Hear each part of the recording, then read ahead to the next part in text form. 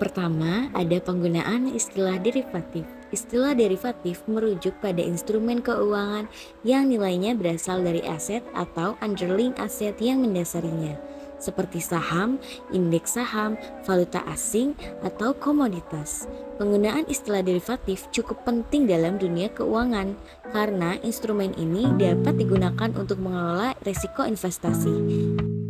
Selanjutnya, apakah itu derivatif? Derivatif adalah suatu instrumen keuangan atau kontrak yang nilainya berasal dari aset yang mendasarinya, seperti saham, indeks saham, komoditas, atau mata uang. Derivatif digunakan untuk berbagai tujuan, seperti untuk melindungi risiko terhadap fluktuasi harga, spekulasi, arbitrase, atau membantu dalam manajemen portofolio investasi.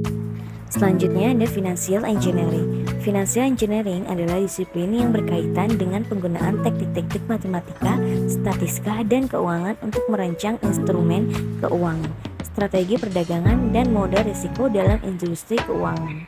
Tujuannya adalah untuk meningkatkan efisiensi pasar keuangan, mengurangi risiko, dan meningkatkan pengembalian investasi. Selanjutnya ada konsep dan istilah dalam pasar derivatif.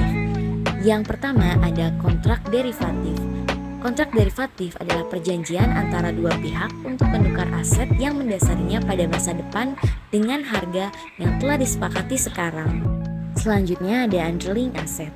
Underlying asset adalah aset yang menjadi dasar nilai kontrak derivatif, bisa berupa saham dan lain sebagainya. Selanjutnya ada kontrak berjangka. Kontrak berjangka yaitu kontrak standar yang memperjanjikan pengiriman aset yang mendasarinya di masa depan dengan harga yang disepakati saat ini. Selanjutnya ada opsi atau option. Kontrak derivatif yang memberikan hak kepada pemegangnya namun bukan kewajiban untuk membeli atau menjual aset yang mendasarinya pada harga tertentu dalam jangka waktu yang ditentukan. Selanjutnya spread, selisih antara harga beli dan harga jual dari kontrak derivatif yang sama. Selanjutnya ada margin, jumlah uang atau surat berharga yang harus ditempatkan oleh pihak yang terlibat dalam perdagangan derivatif sebagai jaminan terhadap risiko pergerakan harga yang tidak menguntungkan. Next ada likuiditas, kemampuan untuk membeli atau menjual kontrak derivatif dengan cepat tanpa menyebabkan perubahan signifikan dalam harga pasar. Selanjutnya ada kontrak over the counter atau OTC, kontrak derivatif yang diperdagangkan secara langsung antara dua pihak tanpa melalui bursa. Selanjutnya ada volatilitas, ukuran seberapa besar fluktuasi harga aset mendasari dalam periode waktu tertentu. Untuk selanjutnya ada kontrak swap, kontrak derivatif yang melibatkan pertukaran arus kas antara dua pihak pada tanggal tertentu di masa depan. Yang terakhir ada hedging, strategi untuk mengurangi risiko fluktuasi harga aset yang mendasarinya dengan membuka posisi yang berlawanan dalam kontrak derivatif. Selanjutnya ada peranan pasar finansial derivatif dalam manajemen risiko. Yang pertama ada lindung nilai atau hedging. Pasar derivatif memungkinkan pelaku pasar untuk melindungi nilai aset mereka dari perubahan harga yang tidak diinginkan. Yang kedua, spekulasi.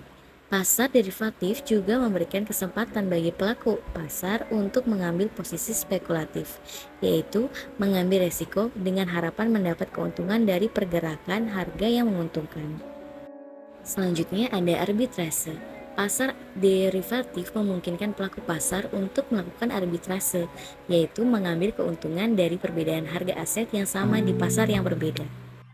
Yang terakhir ada alokasi risiko.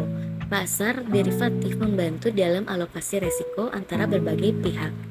Selanjutnya ada manfaat operasional dari pasar derivatif. Yang pertama ada lindung nilai atau hedging. Yang kedua ada spekulasi. Yang ketiga ada diversifikasi. Yang keempat ada penentuan harga. Yang kelima ada akses likuiditas. Yang keenam ada efisiensi transaksi. Yang ketujuh ada penyebaran risiko. Untuk lebih jelasnya kamu bisa baca gambar yang sudah tertera di atas. Yang terakhir ada kasus futur kontrak dari Baring Bank PLC cabang Singapura. Bank tertua di Inggris yang berusia sekitar 2 abad. Barings Bank harus gulung tikar lantaran ulah seorang pemuda bernama Nick Leeson. Bank ini mulai mengarah ke kehancuran setelah Nick Leeson bergabung pasca meninggalkan Morgan Stanley pada tahun 1992 silam. Saat itu, Nick menggunakan uang dari Barings Bank untuk melakukan berbagai trading beresiko.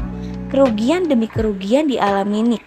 Namun, dia leluasa memanipulasi pembuktian aktivitas tradingnya karena mendapat kepercayaan mengurus unit bisnis transaksi derivati dan lemahnya pengawasan atasan. Nick menggunakan akun kosong berkode 8888 untuk memindahkan transaksi-transaksinya yang merugi agar apa yang ia lakukan terlihat menguntungkan. Pada tahun 1993, nilai kerugian Barings atas transaksi beresiko Nick tercatat mencapai 23 juta pound sterling. Seluruh penipuan yang dilakukan Nick terbongkar pada tahun 1995 ketika gempa bumi melanda Kobe, Jepang dan menewaskan ribuan orang pada 17 Januari 1995. Indeks Nikkei 225 anjlok. Hal ini membuat Nick membawa kerugian bagi Barings Bank hingga GBP 820 juta.